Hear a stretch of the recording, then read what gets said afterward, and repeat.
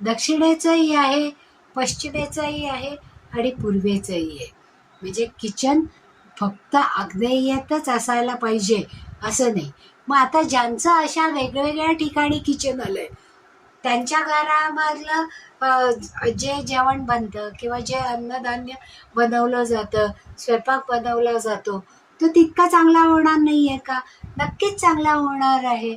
किंवा की ज्यावेळेस आपण अन्नपूर्णेचं चित्र त्या ओट्यावर लावू, म्हणजे अन्नपूर्णेला तिथे विराजित करतो, प्रस्थापित करतो.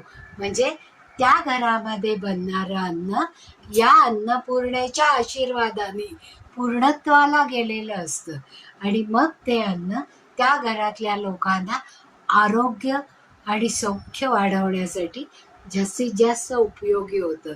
म्हणूनच अगोदर तुम्हाला सांगितलं की लग्न झाल्यानंतर नवविवाहित वधू आपल्याबरोबर अन्नपूर्णा आणि बाळकृष्ण घेऊन येते. मग त्या अन्नपूर्णेचा फोटो, चित्र किंवा अन्नपूर्णेचं यंत्र किंवा स्वतः अन्नपूर्णेची छोटी मूर्ती जर अशा विपरीत जागेवर असणाऱ्या किचनमध्ये जर आपण स्थापना केली तर त्याचा उपयोग नक्कीच होतो. कारण आपल्या जे ऋषीमुनी आहेत त्यांनी सांगितलेलंच आहे की या नियमांप्रमाणे देश, काल आणि वेळ परत्वे आपण बदल करू शकतो.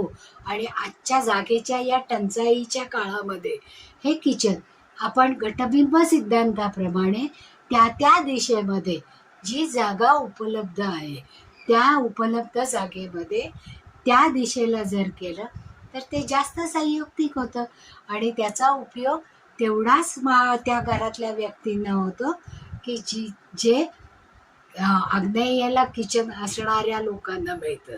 म्हणजे या ज्या कल्पना आहेत किंवा लोक चिंतेत असतात की आमचा स्वयंपाकघर हे वेगळ्या दिशेला आहे, मग त्याला काही उपाय आहे का? आत्तापर्यंतच्या माझ्या प्रॅक्टिसमध्ये बऱ्याच लोकांनी हे प्रश्न विचारलेले आहेत. फक्त ईशान्येला आपण कधीच किचन करत नाही, कारण ईशान्य ही देवत्वाची जागा आहे. ईशान्येमध्ये ज्या वास्तुपुरुषाचं डोकं असतं, मग त्याच्यावर आपण अग्नी चालवतो का? नाही. म्हणजे ईशान्येमध्येच फक्त आपली शेगडी ठेवून किंवा ईशान्य कोपऱ्यामध्ये किचन करून आपल्याला चालणार नाही. पण बाकीच्या सगळ्या दिशांमध्ये आपण किचन केलं तर चालू शकतं.